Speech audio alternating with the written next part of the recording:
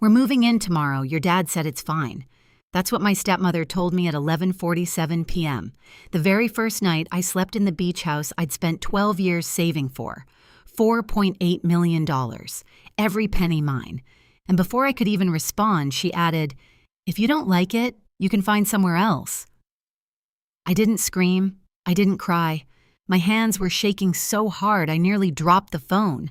But I smiled because I knew exactly what I was going to prepare for their arrival. What Victoria didn't know was that her phone call wasn't just rude. It was the last mistake she'd ever make under the Beckett name. And the surprise I prepared. It took 220 people, one gala stage, and a single manila envelope to deliver. Before I go on, please take a moment to like and subscribe, but only if you genuinely connect with this story. Drop a comment and let me know where you're watching from and what time it is where you are. My name is Bonnie Beckett. I'm 34 years old and I live in Charleston, South Carolina. Now let me take you back to March 2025, the week I quit my job and thought I was finally free. My mother died when I was 17. Ovarian cancer, diagnosed in April, gone by September. 5 months. That's all the warning I got before the person who loved me most in this world simply wasn't in it anymore. My father, Gerald Beckett, was a well-respected real estate attorney in Charleston's low country legal circle. He grieved the only way he knew how, by working until he couldn't feel anything. 2 years later, he married Victoria Hale. At first, she was warm, attentive. She brought homemade lemon bars to Sunday dinners and called me sweetheart with what I genuinely believed was sincerity. But 6 months after the wedding, the lemon bars stopped, and so did the sweetness. It started small. Victoria suggested I move out of my childhood bedroom, the one with the windows seat my mother had built. So Paige, her daughter from a previous marriage, could have a proper dressing room. I looked at my father, waiting for him to say something. He squeezed my shoulder. "It's just a room, kiddo." It was never just a room. By Christmas 2011, I wasn't in the family photo. Victoria positioned everyone in front of the fireplace, and somehow there was no space left when I walked in. "Oh," she said, adjusting Paige's collar. "I thought you said you didn't want to be in it." I paid for my own college. Full scholarship to the College of Charleston, plus 2 part-time jobs, one at a bookstore, and one tutoring statistics. Paige went to a private university in Savannah, tuition fully covered by my father. When I once asked him why the difference, he looked confused. Victoria said, "You preferred being independent." Her favorite phrase, "I'm not being mean, I'm being practical." She used that line every single time she cut me out of something. And for 15 years, I let her. Here's the thing about being invisible inside your own family. It gives you an extraordinary amount of privacy. After graduating summa cum laude in finance, I took a junior analyst position at Meridian Strategy Group, a boutique consulting firm in downtown Charleston. Within 3 years, I was leading client engagements. Within 7, I was a senior strategy consultant, managing restructuring projects for companies with revenues north of $200 million. By the time I left, my base salary plus performance bonuses totaled roughly $340,000 a year. Victoria never knew. She never asked. At family dinners, the ones I was invited to, which grew fewer each year, she'd wave her hand when my work came up. "Bonnie does something with spreadsheets." Then she'd turn to Paige. "Tell them about your new marketing campaign, sweetheart." Paige is the successful one. I let her believe that. I let all of them believe it. Starting in 2013, I funneled every dollar I didn't need into index funds and 2 rental properties, a duplex in West Ashley and a townhouse near the medical university. I lived modestly. I drove a 7-year-old Honda. I wore clothes from Target to Thanksgiving dinners at my father's house, while Victoria showed off a new Cartier bracelet each year. By March 2025, my net worth sat at approximately $5.2 million. Not a soul in my family had any idea. The only person who knew everything was Marcus Trent, my attorney since 2019, a sharp-eyed specialist in real estate law and financial fraud. It was Marcus who first flagged something strange in July 2024 while reviewing my father's property records for an unrelated inheritance question. "There's a transfer deed for the Mount Pleasant house," he told me. Gerald's signature on it looks off. I'm saving a notarized copy just in case. I thanked him. I filed it away. I wasn't ready to fight. Not yet. By February 2025, my body made the decision my mind had been postponing for years. I stopped sleeping. Not the Instagram kind. Not, oh, I only got 5 hours. I mean, I would lie in bed staring at the ceiling fan for entire nights. My brain cycling through client deliverables and risk models until my chest felt like someone was standing on it. My doctor, a no-nonsense internist named Dr. Priya Langford, sat me down after my blood work came back, showing cortisol levels she described as alarming. She told me to take at least 6 months off. No negotiations. I submitted my resignation on February 28th. My managing partner, Martin Collier, shook my hand and said, "The door's always open when you're ready, Bonnie." I walked out of the office carrying a single box, and for the first time in a decade, I didn't know what to do next. Then I remembered my mother. She used to talk about a little house by the ocean. Nothing fancy, just somewhere with a porch and the sound of waves. She said she'd buy it when she retired. She never retired. I found the listing on a Thursday afternoon. Sullivan's Island, just 20 minutes from Charleston. 6 bedrooms, whitewashed cedar siding, a wraparound porch that faced the Atlantic. 4,200 square feet, listed at $4.88 million. I called Marcus. I called my mortgage broker. I put down 20%, $960,000 on March 5th and closed on March 21st. I moved in on March 22nd, a Saturday. That first night, I sat on the porch with a glass of wine, listening to waves break against the shore, and for the first time in longer than I could remember, I felt like I belonged somewhere. I didn't tell anyone in my family, but Paige saw an Instagram story from a mutual friend who'd tagged Sullivan's Island and recognized me in the background. She told Victoria, and that night, my phone rang. 11:47 p.m., Victoria's number glowing on my screen. I hadn't answered a call from her in 3 months, but something about that first night in the house, the wine, the waves, the foolish feeling that maybe things could be different, made me pick up. "Paige told me about your little beach house," Victoria said. No hello, no congratulations. Her voice had that clipped organizing tone she used when rearranging furniture or rearranging people's lives. How nice. "Listen, your father and I need a change of scenery. The city's been exhausting. We're moving in tomorrow. Your dad said it's fine." I was silent for 5 seconds. She filled them. "The master bedroom, obviously. Paige will take the room with the ocean view. You can have the one in the back. It's small, but you're used to small." My free hand gripped the porch railing. Did Dad actually say that? Can I talk to him? He's sleeping. Don't wake him. You know his heart. And honestly, Bonnie, if you don't like it, you can find somewhere else. It's not like you can't afford a motel. My hands were trembling. My jaw was locked, but my voice came out steady, almost gentle. "Sure, Victoria. I'll prepare everything for your arrival." She hung up without saying goodbye. She never said goodbye. I sat in the dark for 20 minutes, staring at the ocean. I couldn't see. Then I called my father. It was 12:15 a.m. He picked up on the second ring, wide awake. "Sweetheart," he said, "I didn't say any of that. Victoria told me you invited us down for the weekend. That's when it clicked the same way it must have clicked for Marcus 8 months earlier, staring at a signature that didn't match. If Victoria could forge my father's words to my face, forging his name on a piece of paper was nothing. I didn't sleep that night, but for the first time in 15 years, I wasn't sad. I was clear.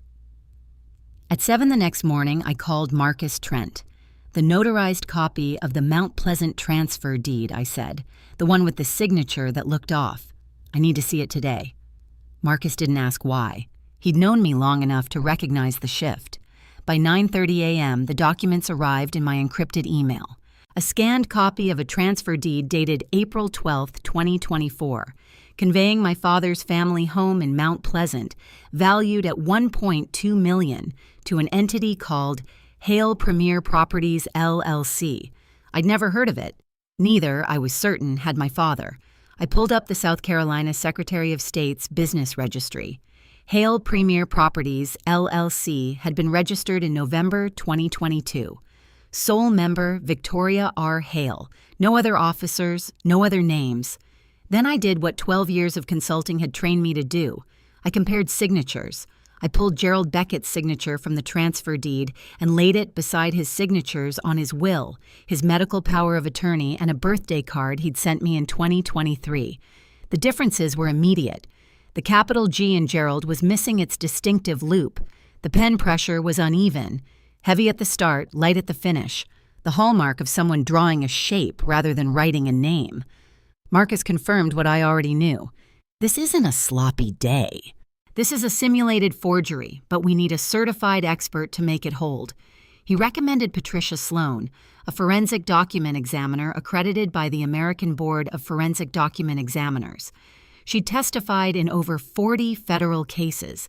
If she said the signature was forged, no court in South Carolina would argue. There's something else, Marcus said. I found 3 withdrawals from Gerald's IRA, totaling $380,000 routed to an account at Coastal Heritage Bank under the name V. Hale. We'll need a subpoena for the full statements. I stared at the screen. This wasn't family drama anymore. This was a felony. They arrived at 10 the next morning. 2 black SUVs packed to the roof with luggage, decorative pillows, and what appeared to be an entire set of monogrammed bath towels. Victoria stepped out first, designer sunglasses pushed up into her platinum hair, scanning the property the way a buyer surveys a foreclosure. Not bad, she said for a starter home. A starter home, 4,200 square feet, $4.8 million. She walked straight to the master bedroom as if she'd already memorized the floor plan. Within an hour, my clothes were in a pile on the hallway floor, and her garment bags hung in my closet. Paige took the room with the ocean view.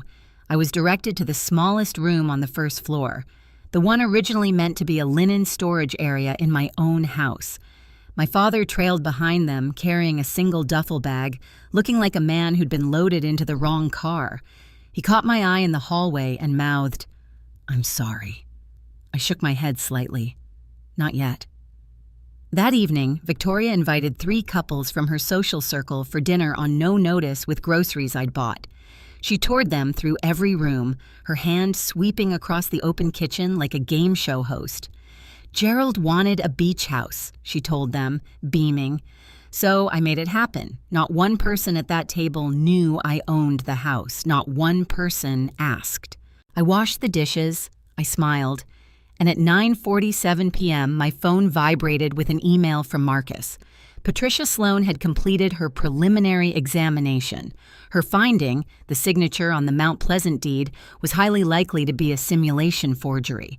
I dried the last, set it on the shelf, and went to my tiny room. At 11, when the house was quiet, a second email arrived from Marcus. The subject line read, "Call me first thing tomorrow. This is bigger than we thought." I waited until 6:45 a.m., then slipped out the back door and walked down to the beach. The tide was low, the sand still dark with moisture. I called Marcus from the waterline where the waves would cover my voice. The IRA withdrawals were just the start, he said. She opened a supplementary credit card under Gerald's name, his social security number, his credit history, her as authorized user. Current balance $47,000. Charges include a luxury spa retreat in Hilton Head, 2 Chanel handbags, a first-class flight to New York, none of which Gerald has any record of approving. I closed my eyes. The ocean roared in front of me. And there's a third account, Marcus continued, a savings account titled Valey Trust at the same bank, $215,000. Source: transfers from their joint household account categorized as household expenses. I did the math standing there with salt water soaking through my sneakers. The Mount Pleasant house, $1.2 million. The IRA, $380,000. The credit card, $47,000. The trust account, $215,000. Total, approximately $1.842 million, stripped from my father without his knowledge, while he recovered from a mild heart attack and trusted his wife to manage the household. That same afternoon, Patricia Sloan filed her official report. Report number PS250087. Her conclusion was unambiguous. The signature on the April 12th transfer deed was a simulated forgery assessed at the highest probability level the discipline recognizes. We're looking at forgery in the first degree and exploitation of a vulnerable adult. Marcus said both felonies under South Carolina Code. What do you want to do? If I report it now, Victoria gets arrested. Gerald gets blindsided. The whole city knows by dinner. And if there's another way, Marcus paused. The Low Country Bar Association's annual charity gala is June 14th. Victoria is being honored. Philanthropist of the Year. If any of that stolen money flowed into the foundation, the award is built on fraud. He let the implication hang. You want to end this in a police station or on the stage she built for herself? I knew the answer before he finished the question. 84 days. That's what I had between March 23rd and June 14th. The night of the gala, I broke the plan into 3 phases. Phase 1, March through April. Compile every piece of evidence into a file that could withstand scrutiny from a judge, a journalist, or a room full of lawyers. Phase 2, May, protect my father. Transfer oversight of his finances to an independent fiduciary. Get his health stabilized and prepare him for what was coming. Phase 3, the first 2 weeks of June. Coordinate the reveal at the one event Victoria cared about more than anything on earth. Marcus filed the subpoena request with Charleston County Court on March 28th.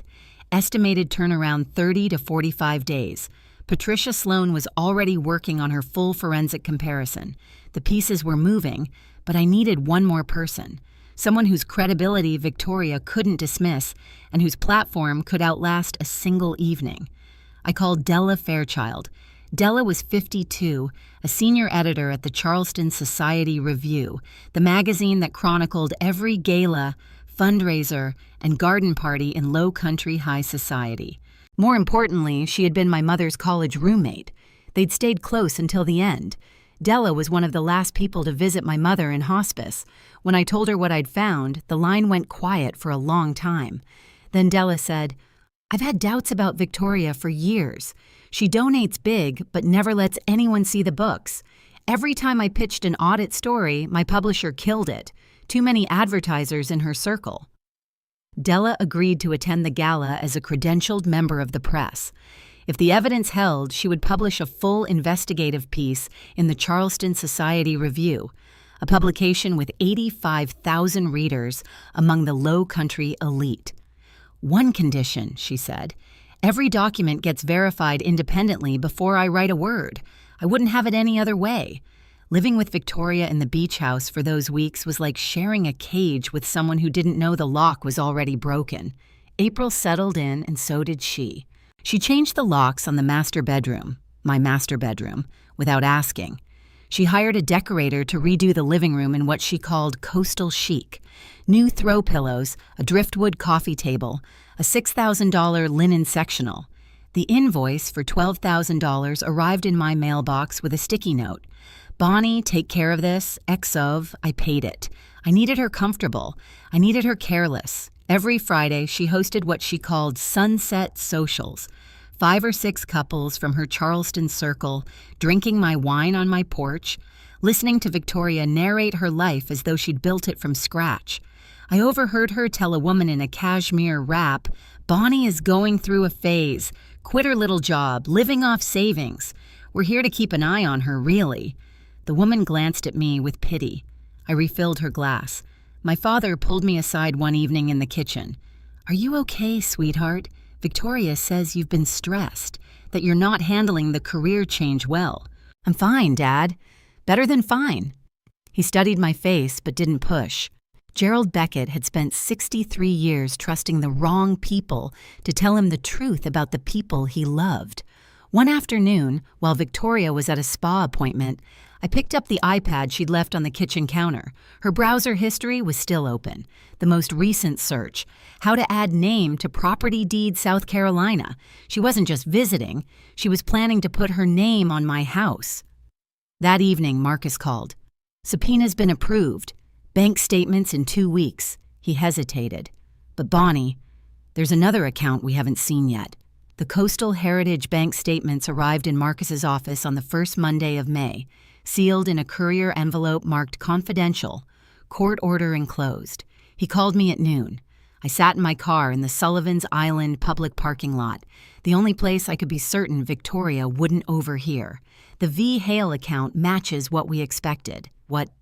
$380,000 from Gerald's IRA, deposited in 4 installments between January and October 2024.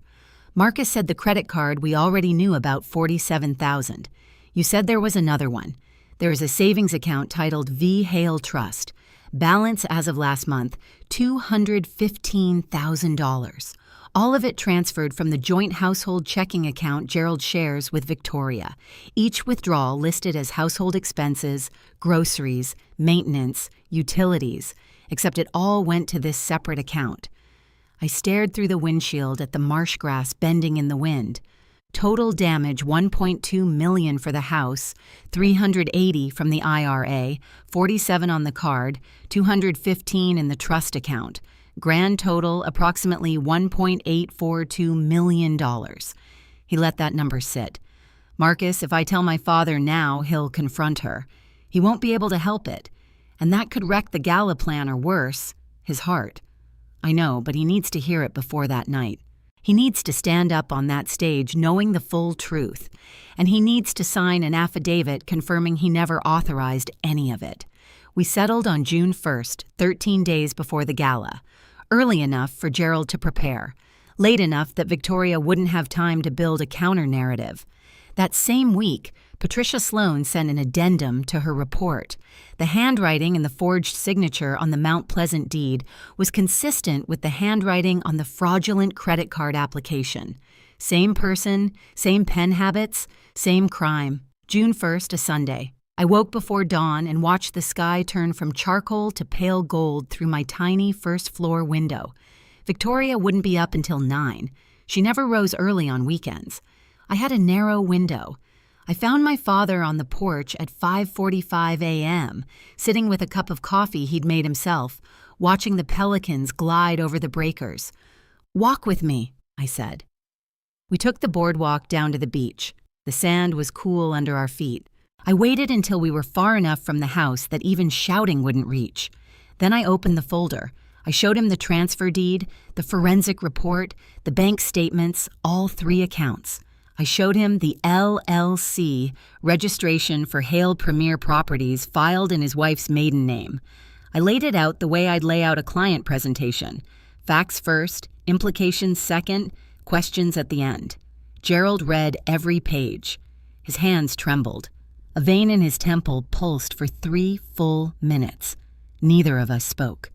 The only sound was the ocean pulling at the shore. "I didn't sign this," he said finally, his voice barely audible above the waves. "I've never heard of this company. I didn't authorize any of these transfers." He pressed his palms against his eyes. When he lowered them, they were red. "I'm sorry, Bonnie. God, I'm so sorry. I should have protected you." "You didn't know, Dad." She made sure you didn't know. Gerald agreed to everything. The affidavit, the gala, the silence, until June 14th. Marcus notarized his sworn statement 2 days later at his downtown office with a certified witness present. As we walked back to the house that morning, my father stopped at the bottom of the boardwalk stairs. He pulled me into a hug, the first in 8 years, and he whispered so quietly I almost missed it. "Your mother would be proud." I didn't know yet that my mother's voice would reach me one more time before this was over, in a way I never could have predicted. 13 days. Victoria spent every one of them preparing for the night she believed would crown her legacy. She hired a personal stylist, $3,500 for a single consultation. She ordered a custom champagne-colored gown from a boutique on King Street. $8,200 fitted twice, hemmed to the millimeter. Every evening after dinner, she stood in front of the master bedroom mirror and rehearsed her acceptance speech, gesturing to an invisible audience with the practiced grace of someone who'd been performing generosity her entire life. On June 8th, she told me I was expected at the gala for appearances. She said, "You'll sit in the back, obviously, but I need the family there. It looks better for the photos." She paused, then added, "Wear something simple. This isn't your night." "Of course, Victoria, I wouldn't dream of stealing your spotlight." Behind the scenes, every gear was turning. Marcus finalized the evidence file, Gerald's affidavit, Patricia Sloane's forensic report, the complete bank statements, the Hale Premier Properties LLC registration, and a printout of Victoria's browser search history recovered from the household iPad. All originals, all verified, sealed in a manila envelope. On June 10th, Marcus met with Judge Raymond Hole, the president of the Low Country Bar Association, who was personally overseeing the gala. Marcus presented the file. Judge Holt reviewed it for 45 minutes in his chambers, asked 3 clarifying questions, and then removed his reading glasses.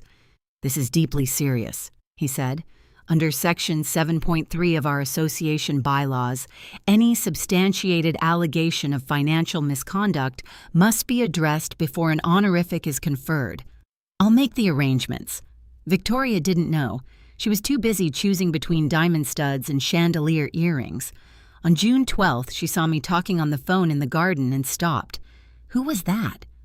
"Spa," I said, "booking a blowout for the gala." She looked me over. "Don't go overboard. That night is mine."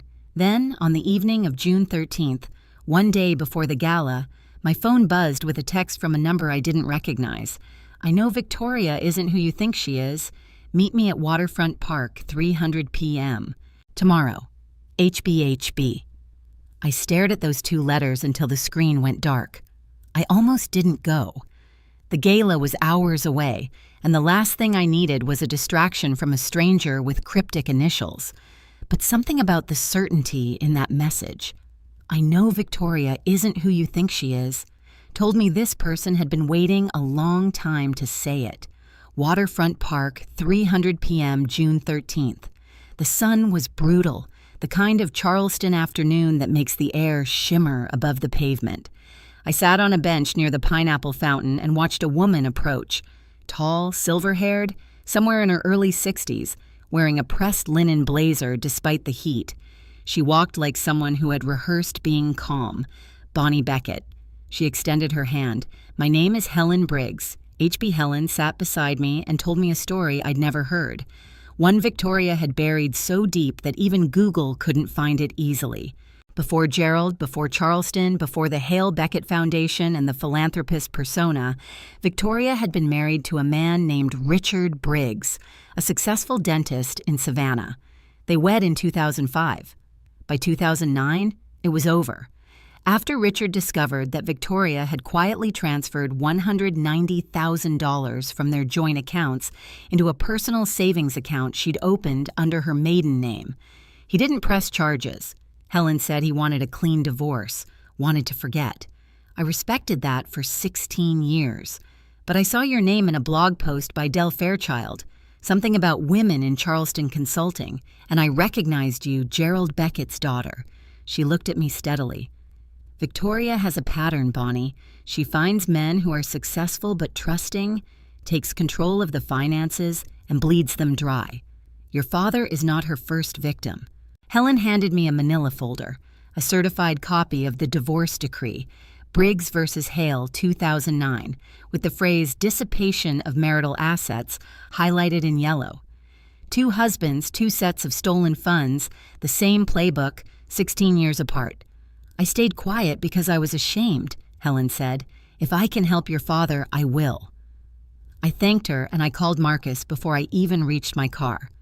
The night of June 13th settled over the beach house like a held breath. Victoria was in the master bedroom rehearsing her speech one last time. Through the door, I could hear the cadence of her voice rising and falling, grateful, humble, rehearsed to perfection. In the next room, Paige was arranging jewelry on the dresser, holding up earrings to her reflection, completely unaware that by tomorrow night, every piece of the life her mother had constructed would be scattered across a ballroom floor. My father knocked on my door at 10 o'clock. His face was drawn, but his eyes were steady. The eyes of a man who had finally stopped looking away. He held a small wooden box, walnut, with a tarnished brass clasp. "I found this," he said quietly, in the locked drawer of Victoria's nightstand. "She was at the spa this afternoon. I wasn't looking for it. I was looking for my reading glasses." He opened the box. Inside were 2 handwritten pages folded once. The paper yellowed at the edges. My mother's handwriting. I knew it instantly. The looping lowercase y, the way she crossed her T's with a slight upward slant, as if every word was reaching for something better. The letter was dated 3 days before she died. "Bonnie, my brave girl, you don't need anyone's permission to live your life. You are enough. You have always been enough. Don't ever let anyone make you doubt that." Victoria had kept this letter hidden for 17 years. My mother's last words to me, sealed in a box, locked in a drawer, in the bedroom of the woman who had spent a decade and a half telling me I was nothing. My father and I sat together in my small room and cried without speaking. When I could breathe again, I folded the letter fully and placed it in my purse, the one I'd carry tomorrow. "I won't let her down, Dad."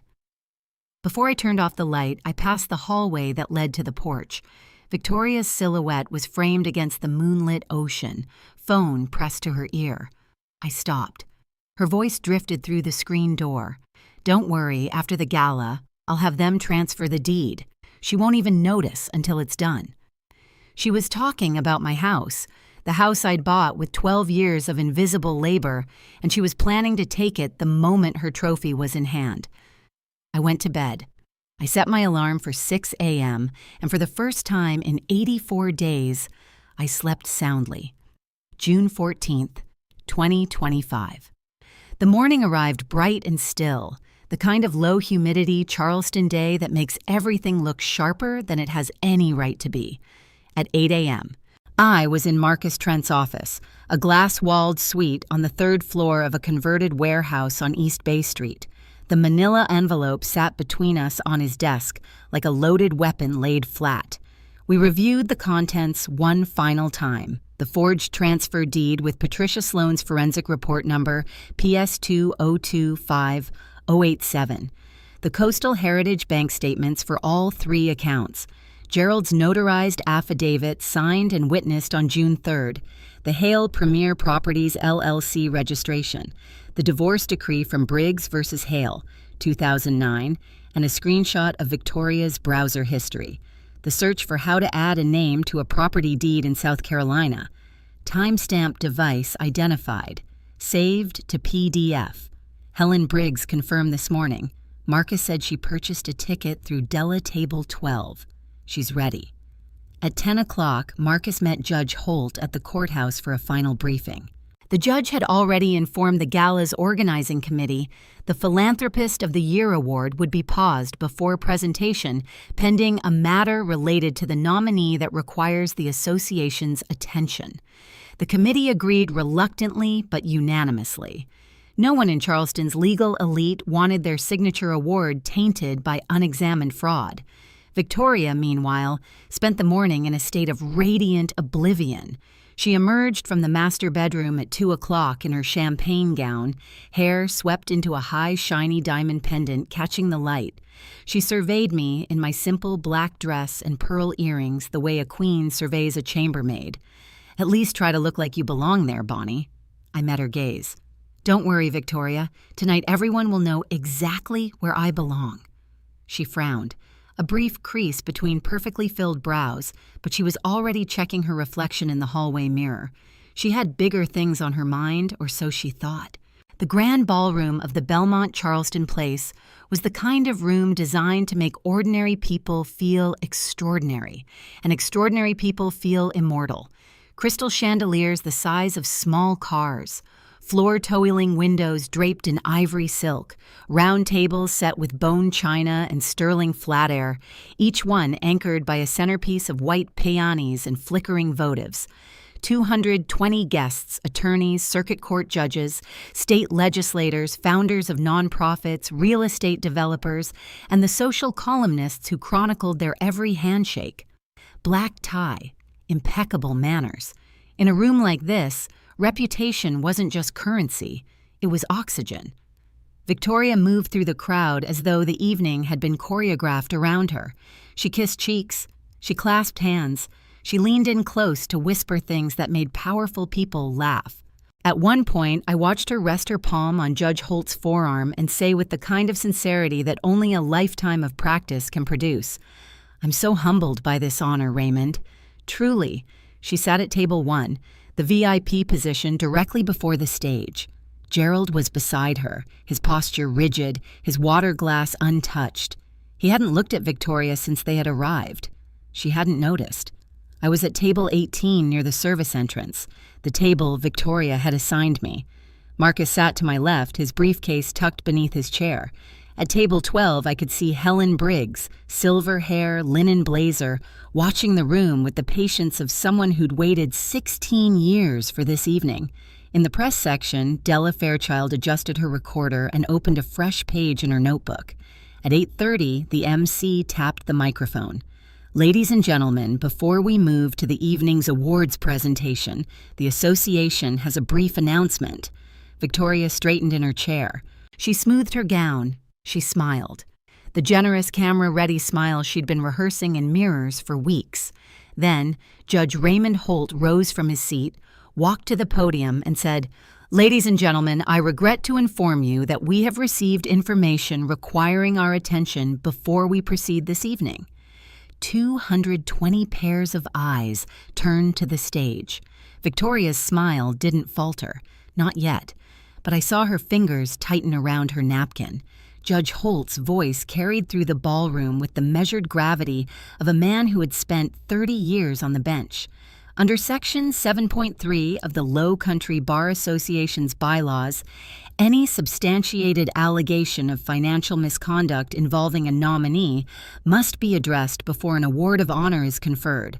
This evening, we have received a formally documented complaint supported by forensic evidence, sworn testimony, and independently verified financial records.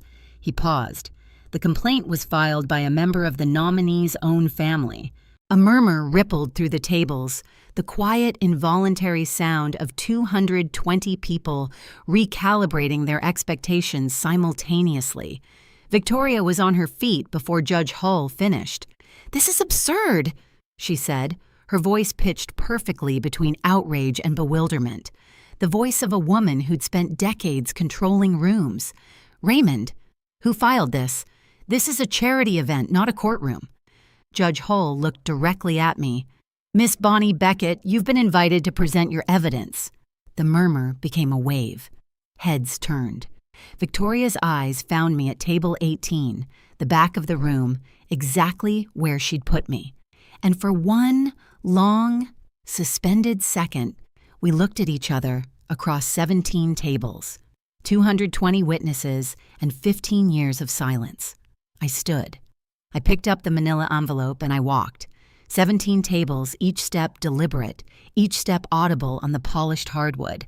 I could feel the weight of every gaze in the room. Could hear the rustle of evening gowns as women turned in their chairs, the clink of a water glass. Someone sat down too hard. Gerald. Victoria's voice cracked the silence like a struck match. "Do something! She's trying to ruin me!" My father sat still. His hands were folded on the table. He did not look at his wife. I stepped onto the stage. 220 faces stared up at me. The chandelier light was warm and merciless. I set the envelope on the podium, leaned into the microphone, and took one long breath. "I didn't come here to destroy anyone," I said. "I came here because the truth couldn't wait one more day." I opened the envelope and removed the first document. On April 12, 2024, a transfer deed was filed in Charleston County conveying ownership of the Beckett family home in Mount Pleasant. Assessed value $1.2 million to a limited liability company called Hale Premier Properties. I held the deed up. The projection screen behind me lit up with a high-resolution scan, the county seal, the legal description, and at the bottom a signature reading, Gerald A. Beckett. This signature is not my father's. I advanced to the next slide, a side-by-side comparison. On the left, the deed signature. On the right, Gerald's authentic signature from his will, his medical power of attorney, and a notarized affidavit signed on June 3rd of this year. The differences were visible from the back of the room: the missing loop on the capital G, the inconsistent pen pressure, the mechanical quality of a hand that was copying rather than writing. This analysis was conducted by Patricia Sloan, a forensic document examiner accredited by the American Board of Forensic Document Examiners, with testimony in over 40 federal proceedings. Her conclusions stated in report PS2025087. The signature is a simulated forgery at the highest probability level recognized in the field. The ballroom was silent, not the polite silence of a formal event, the airless silence of a room that has collectively stopped breathing. My father rose from table 1. His voice was hoarse but clear. I did not sign that document. I did not know that company existed, and I did not authorize the transfer of my home. Victoria gripped the edge of the table. Gerald, tell them you signed it. Tell them. He looked at her for the first time that evening, then he slowly shook his head. Somewhere at table 5, a man set his fork down on his plate. The tiny clink rang out like a gavel. I pulled the second set of documents from the envelope. Between January and October 2024, 4 withdrawals totaling $380,000 were made from Gerald Beckett's individual retirement account and deposited into a savings account at Coastal Heritage Bank. The next slide appeared. Redacted bank statements with the routing numbers, dates, and amounts highlighted. The account is registered under the name V. Hale. I heard a chair scrape. Someone at table 9 whispered something to the person beside them. Additionally, a supplementary credit card was opened using Gerald Beckett's Social Security number without his knowledge or consent. Current balance $47,000. Charges include luxury travel, designer purchases, and personal spa treatments, none of which appear in Gerald's personal records. The third slide, a separate savings account titled Valey Trust, holds $215,000 transferred from the Beckett's joint household checking account disguised as routine household expenses. I set the statements on the podium. The total amount diverted from my father's assets without his knowledge or authorization is approximately $1.842 million under South Carolina Code Section 433-10. The financial exploitation of a vulnerable adult. My father is 63 years old with a documented cardiac history is a felony. Victoria turned to the room. The tears came immediately, glistening, perfectly timed, rolling down cheeks that hadn't creased with genuine emotion in years. She's lying. Her voice broke with practiced fragility. Gerald gave me access to everything. This is a family misunderstanding, not a criminal matter. How dare you turn a charity dinner into a public trial? Judge Holt spoke from his seat, his voice level as a plumb line. Ms. Hale Beckett, the evidence has been independently verified. The association is revoking the Philanthropist of the Year award, effective immediately. Victoria's mouth opened. No sound came out. Then from table 12, a woman stood up. Helen Briggs rose with the quiet composure of a woman who had spent 16 years rehearsing this moment in her mind. "My name is Helen Briggs," she said, her voice carrying across the ballroom with the clarity of someone who has finally decided to stop whispering. Victoria Hale was previously married to my ex-husband, Richard Briggs, a dentist in Savannah. They married in 2005. The marriage ended in 2009 after Richard discovered that Victoria had transferred $190,000 from their joint accounts into a personal account under her maiden name. She held up a bound document. This is a certified copy of the divorce decree. Briggs versus Hale, Chatham County Superior Court, 2009. The ruling specifically cites dissipation of marital assets. She passed the decree to Judge Hull, who accepted it without a word. The murmur that had been building in the room broke like a wave. 220 people began talking at once, at first in whispers, then in full voices. I saw a woman at table 7 cover her mouth. 2 attorneys at table 3 leaned toward each other with expressions I recognized from every boardroom I'd ever worked in. The look of professionals who have just realized they were standing next to a bomb. Victoria stood frozen between the VIP table and the aisle, her champagne gown catching the chandelier light. Paige sat beside the empty chair, tears streaming down her face, her hands clenched in her lap. She didn't look at her mother. She looked at the tablecloth. My father stepped away from the VIP table and walked toward me. He climbed the 2 short stairs to the stage and stood beside me at the podium. He didn't take the microphone. He didn't need to. Gerald Beckett, standing next to his daughter, facing the room, said everything that words could not. Victoria looked at us, then at the 220 faces that had, until 10 minutes ago, admired her. Not one of them met her gaze. She picked up her clutch. She walked to the exit. The sound of her champagne heels striking the marble floor echoed through the ballroom long after the door closed behind her. No one followed. For a few seconds after the door closed, the ballroom held its breath. Then Judge Holt returned to the podium. The Philanthropist of the Year award for 2025 will not be conferred this evening, he said. The Low Country Bar Association will initiate a full audit of all donations received through the Hale Beckett Foundation. We ask for your patience and discretion as this matter proceeds through the appropriate legal channels. He stepped back from the microphone. The room exhaled. What happened next, I did not expect. A man at table 3, tall, silver-templed with the bearing of someone who owned the building he worked in, stood and crossed the ballroom toward me. Douglas Wren, founding partner of Wren & Partners, one of the most respected litigation firms in the Carolinas. He shook my hand. You presented that more clearly than half the attorneys I've hired in 20 years. If your father needs legal representation for the divorce or the criminal referral, here's my card. He pressed it into my palm.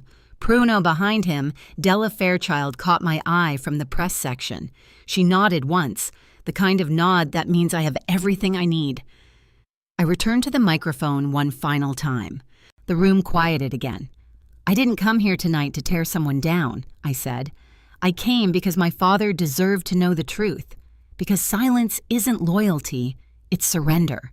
And because no one in this room or anywhere else should have to trade their dignity for the appearance of family harmony.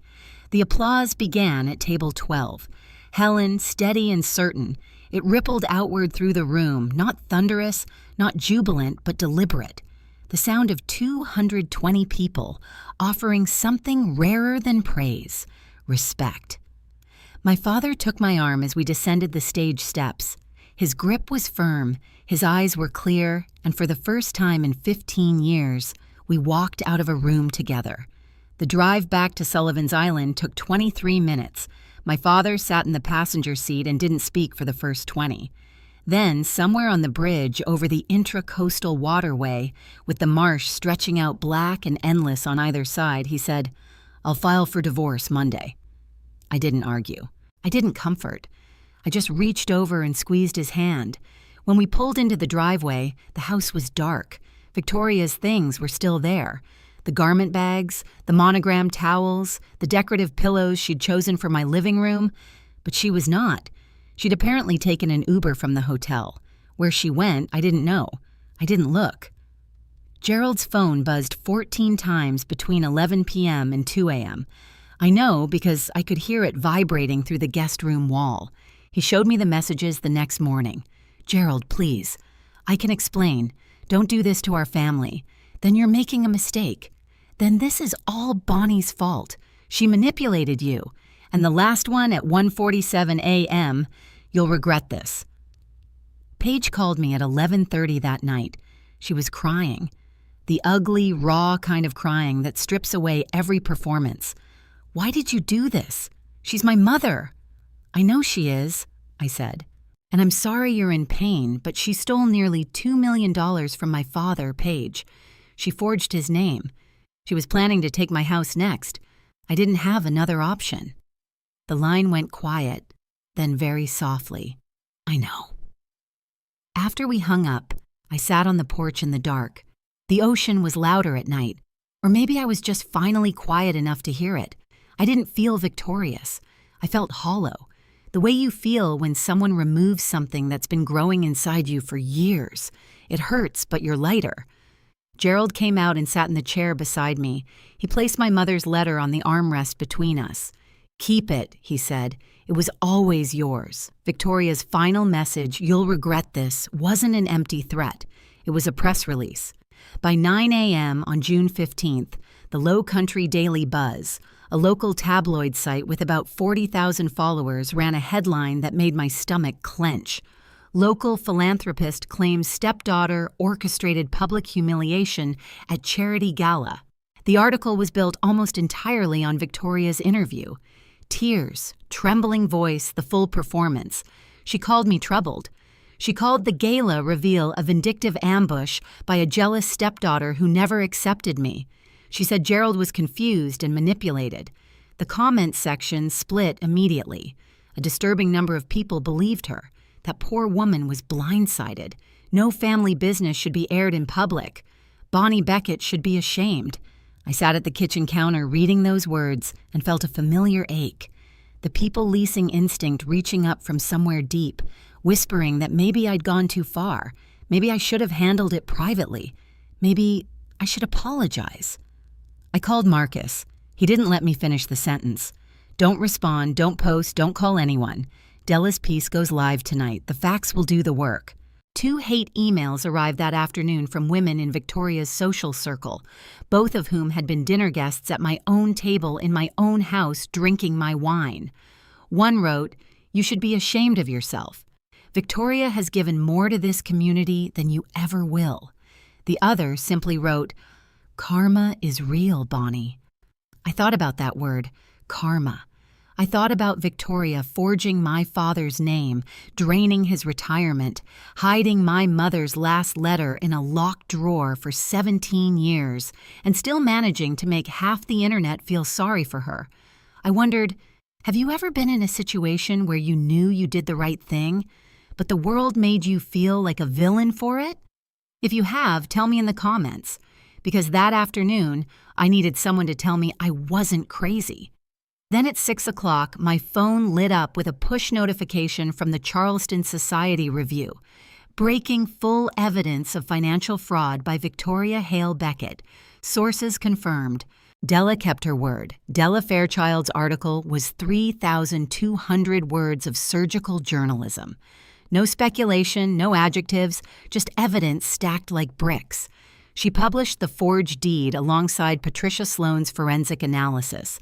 She printed the bank statements with the routing numbers redacted, but the amounts and account names intact. She quoted Judge Holt on the record. The evidence presented was sufficient to warrant immediate revocation of the award and referral to appropriate authorities. She included a full timeline of Victoria's financial activity, the LLC registration in 2022, the IRA withdrawals through 2024, the credit card opened without Gerald's knowledge, and she laid the Briggs divorce decree beside it like a mirror. The headline alone was enough. The philanthropist who stole inside Victoria Hill Beckett's double life. Within 12 hours, the article hit 127,000 views, 4,800 shares, 1,200 comments. The top-rated one from a reader in Somerville read, "This woman had a pattern. Gerald Beckett is lucky his daughter saved him." The Low Country Daily Buzz, the same outlet that had run Victoria's teary interview that morning, published a retraction by midnight. We apologize for our earlier one-sided reporting and encourage readers to review the full evidence published by the Charleston Society Review. The Low Country Bar Association released a formal statement the following morning. The 2025 Philanthropist of the Year award has been permanently rescinded. The Hale Beckett Foundation's partnership status has been suspended pending a comprehensive financial audit. Within 48 hours, 3 of the foundation's largest corporate sponsors, a regional bank, a luxury car dealership, and a hospitality group, withdrew their pledges. Combined value, $420,000. Victoria's publicist released a 2-sentence statement on her behalf.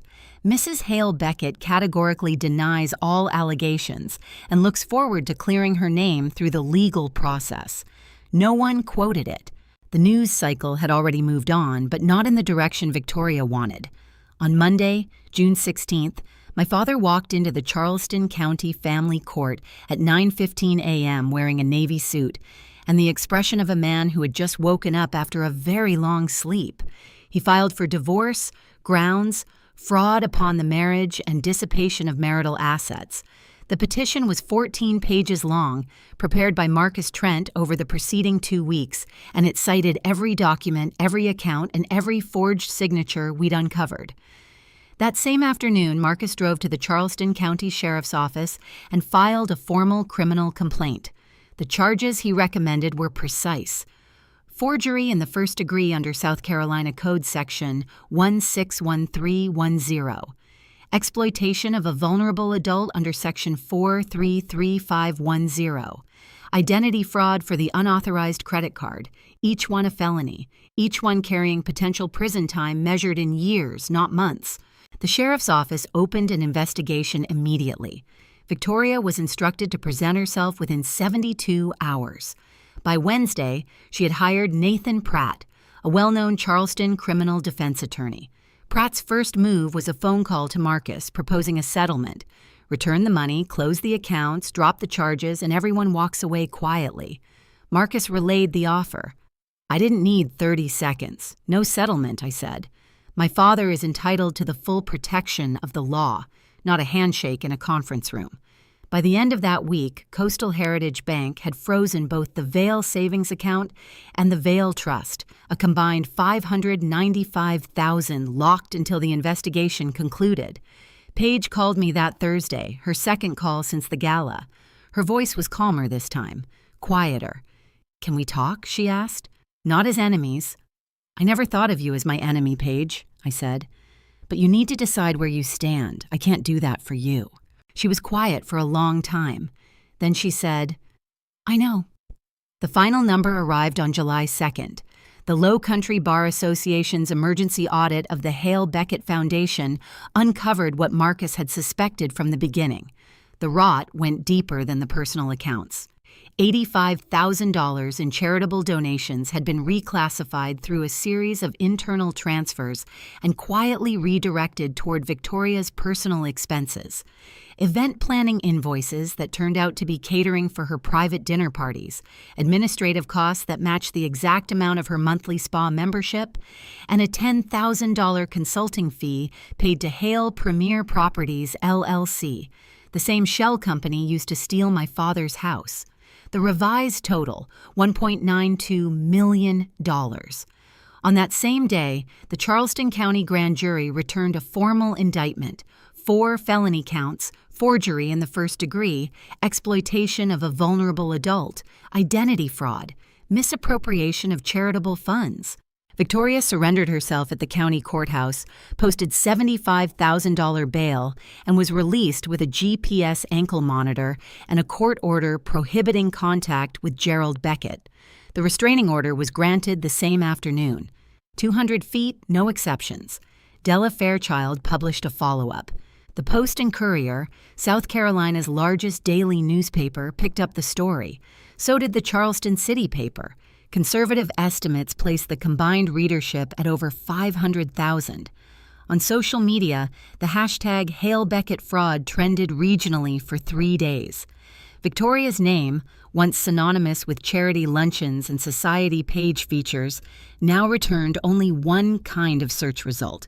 Her defense attorney, Nathan Pratt, floated the idea of a countersuit, defamation against me. Marcus's response was a single sentence in an email. Every statement made at the gala was supported by independently verified evidence reviewed in advance by a sitting judge. We welcome the discovery process. The countersuit was never filed. In the first week of July, after the indictment and the restraining order and the newspaper headlines had all settled into a kind of exhausted stillness, I sat down with my father on the porch of the beach house. The same porch, the same chairs, but nothing else was the same. Dad, I said, I love you. I need you to hear that first, because what I'm about to say might not sound like love, but it is. He nodded. He was listening, really listening. Maybe for the first time in years. I'm not going back to being the version of me that made everyone comfortable. I spent 15 years being the quiet one, the accommodating one, the daughter who never complained because she didn't want to make trouble. That's over. If we're going to have a relationship, a real one, it has to be built on honesty. You tell me the truth. I tell you the truth. And neither of us lets anyone else rewrite the story. His eyes glistened, but he didn't look away. I'm going to start seeing someone, he said. A therapist. I need to understand how I let this happen. How I let someone stand between me and my own daughter for 15 years without seeing it. That's all I'm asking. That evening, I wrote an email to Paige.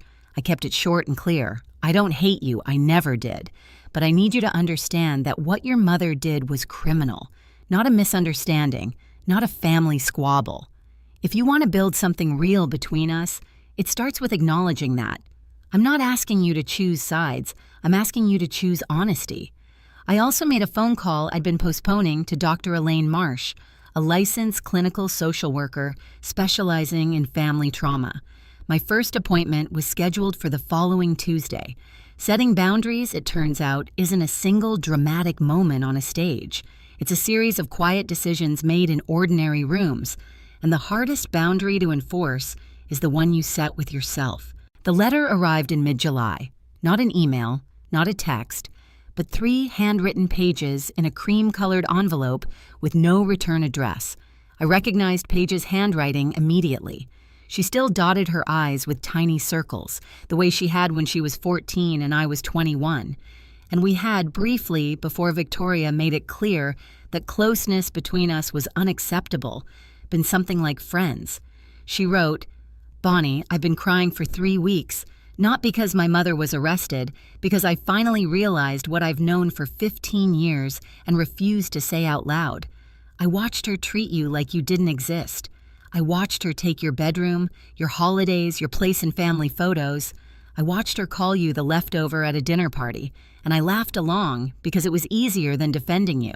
I was comfortable, and comfort made me complicit. I'm not writing to ask for forgiveness. I haven't earned that. I'm writing because you deserve to hear someone in this family say, 'I saw it. It was wrong, and I did nothing.' I've started seeing a therapist. I want to be someone who tells the truth, even when it costs me something. If you're willing, I'd like to try to know you. Not as stepsisters who tolerate each other, but as 2 adults who choose honesty over convenience." I read the letter twice. The second time, I cried. She had also included something I hadn't expected. A confession. Victoria had told Paige years ago that I'd received a large inheritance from my mother and refused to share it with the family. That's why she doesn't come to holidays. Victoria had said she thinks she's better than us. It was, of course, completely fabricated. My mother left no money. She left a letter, and even that had been stolen. I wrote back, "I appreciate your courage, Paige. Let's start slow." We met at a coffee shop on King Street at the end of July. We talked for 3 hours. It wasn't comfortable. It wasn't polished. But it was the most honest conversation I'd ever had with anyone who shared my last name. December 2025. 6 months later, I'm sitting on the porch of the Sullivan's Island house, the same spot where this whole story began, with a glass of wine and a phone call at 11:47 p.m. The waves sound the same. The salt air tastes the same. But I'm not the same woman who sat here in March. My father lives in the guest cottage now, 50 steps from the main house. He finalized his divorce in October. The settlement restored every stolen dollar to his accounts, or at least the dollars that could be recovered. He sees his therapist every Thursday. His cardiologist says his numbers are better than they've been in 3 years. Last Tuesday, he made dinner for the 2 of us, the first time he'd cooked since my mother was alive. It was terrible. I ate every bite. I went back to work, but not to Meridian. I founded Beckett Advisory Group, a solo strategic consulting practice based out of a small office on East Bay Street. My first 3 clients included Douglas Wren's firm, the man who shook my hand at the gala and offered his card. Revenue in the first quarter exceeded my projections by 14%. Victoria's trial is scheduled for March 2026. 4 felony counts. If convicted, she faces 5 to 15 years. I don't think about it as much as I used to. Paige visits the island once a month. We're not close, not yet, but we're honest, and that's worth more. Della Fairchild's follow-up article, Bonnie Beckett, the woman who chose truth over silence, was republished by Forbes Women in their Fall Voices column. I didn't read it for 2 weeks. When I finally did, I read it beside my mother's letter. The last line my mother ever wrote to me was this: "You are enough always." Every morning I open that letter. Every morning I sit on this porch and watch the Atlantic stretch out toward the horizon. And every morning I know something I didn't know a year ago. I'm here because I chose to be. Not because someone permitted it, not because I earned the right by silence. Because I am enough. I always was. If you stayed until the end of this story, thank you. Truly, this wasn't about revenge. It was about the moment you stop shrinking so that someone else can feel tall. If you're in a relationship where you've been making yourself smaller in your family, at work, anywhere, I hope you heard something tonight that reminded you your boundaries are not selfish, they are survival. Hit subscribe if you want more stories like this one, and check the description. There's another story there that I think you'll see yourself in. I'll see you in the next.